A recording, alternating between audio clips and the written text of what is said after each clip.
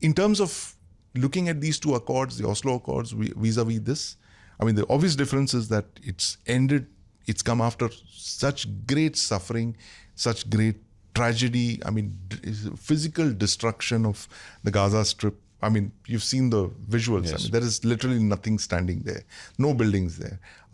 Everything has been bombed and ground to dust, and 50, 60,000 people killed. And that is also the biggest problem, which is actually going to work against the second and the third phases of this agreement. Phase one is, of course, the immediate stop to the hostilities, the prisoner exchange, the hostage exchange, the remains, the repatriation of the remains of the 20-odd hostages that still are there. They possibly don't even know where those bodies are buried, right, of the hostages, which they took in the 7th of October. So you're looking at a peace process that is staggered over several years. It goes on to 2027. There are a lot of moving parts to this.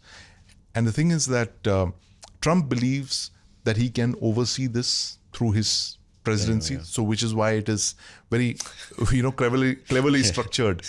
It ends in about 27, 28. And he's going to be the head of that peace board that is going to oversee this. And there are going to be no American boots on the ground. Very interesting. There are no American boots on the ground.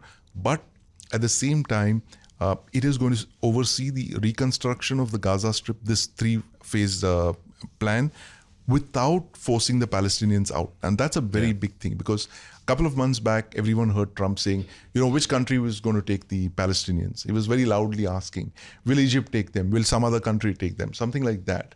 So you're talking of the forcible displacement of the Palestinians. Now, to give your viewers an idea how big the Gaza Strip is, the Gaza Strip is about 400 square kilometers. It is the size of the Indian Union territory of Pondicherry, but with double the population now. Pondicherry has about 1 million people.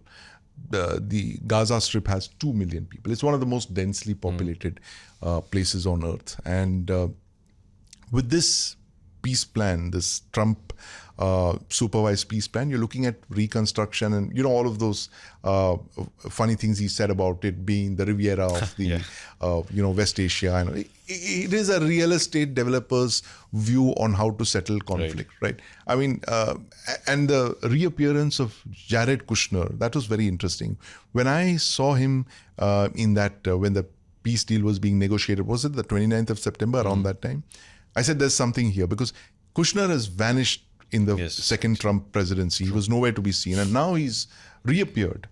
And it's very clear that Trump has brought him back to oversee not just this peace deal, but also the unfinished legacy of the Abraham Accords, which is the final act of the Abraham Accords is, like we discussed, Saudi Arabia and the UAE, normalizing relations with Israel. But of course, the quid pro quo for that is that Israel has to allow the creation of a Palestinian state, and that is a solution that will bring lasting peace to the Middle East. But this agreement, the Trump and supervised agreement, doesn't create the Palestinian state. It creates the conditions that will enable the creation of a Palestinian state.